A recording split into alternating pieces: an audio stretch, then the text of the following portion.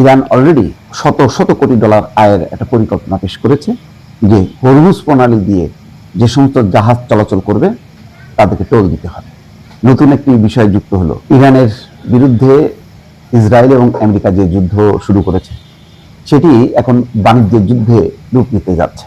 কারণ ইরান নতুন শর্ত দিয়েছে, তার মূল লক্ষ্য হচ্ছে হরমুজ প্রণালীর উপর ইরানের একেবারে সার্বভৌমত্ব, অর্থাৎ গোটা হরমুজ প্রণালী ইরানের অংশ, এইটাকে মেনে নিতে হবে। এবং এটা মেনে নেওয়ার পাশাপাশি ইরান অলরেডি শত শত কোটি ডলার আয়ের একটা পরিকল্পনা পেশ করেছে যে হরমুজ প্রণালী দিয়ে যে সমস্ত জাহাজ চলাচল করবে তাদেরকে টোল দিতে হবে।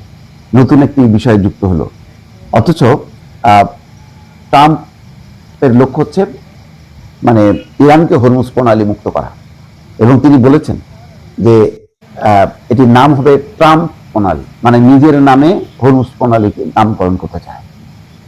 তাহলে দেখা যাচ্ছে যে হরমুজ প্রণালী নিয়েই এখন আমেরিকার সাথে ইরানের নতুন একটা যুদ্ধ, একটা পরিস্থিতি তৈরি হলো। যুক্তরাষ্ট্র এবং ইসরায়েলের সঙ্গে চলমান যুদ্ধ বন্ধে এবার নতুন এক শর্ত জুড়ে দিয়েছে ইরান। তেহরান এখন বিশ্বের অন্যতম গুরুত্বপূর্ণ সামুদ্রিক পথ হরমুজ প্রণালীর উপর নিজেদের পূর্ণ সার্বভৌমত্ব দাবি করছে। একই সঙ্গে এই নৌপথ ব্যবহার করা জাহাজগুলো থেকে নিয়মিত টোল আদায়ের পরিকল্পনা করছে। টোল থেকে প্রতি বছর কয়েকশো কোটি ডলার আয় হতে পারে বলে ধারণা করা হচ্ছে।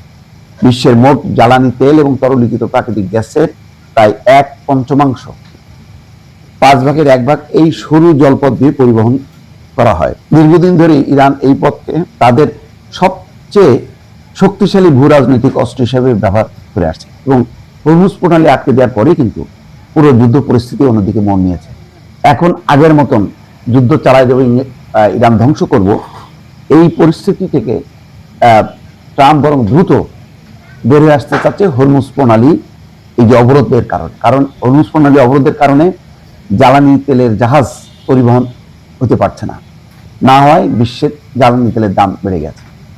এইভাবে যদি দিনের পর দিন আটকে থাকে হরমুজ প্রণালী, তাহলে জ্বালানি তেলের দাম আরো বাড়বে।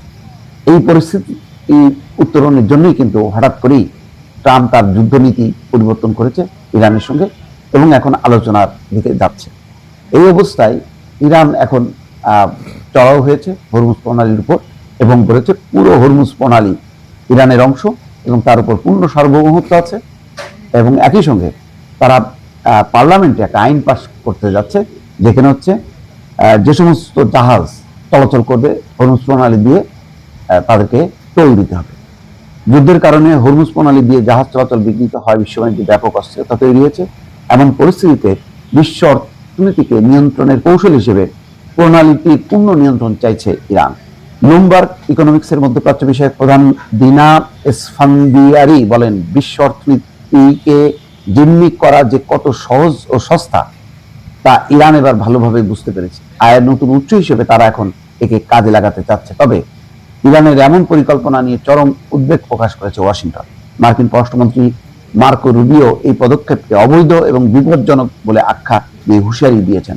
তার মতে আন্তর্জাতিক জলপথে এমন খবরদারি কোনোভাবেই গ্রহণযোগ্য নয় এবং বিশ্ববাসীকে এই পদক্ষেপের বিরুদ্ধে রুখে দাঁড়াতে হবে। অন্যদিকে ইরানের নতুন সর্বোচ্চ নেতা আয়াতুল্লাহ মোস্তফা খামেনি তার প্রথম ভাষণে স্পষ্ট করে বলেছেন, হরমুজ প্রণালী অবরোধের সুযোগ ইরান কোনোভাবেই হাতছাড়া করবে না।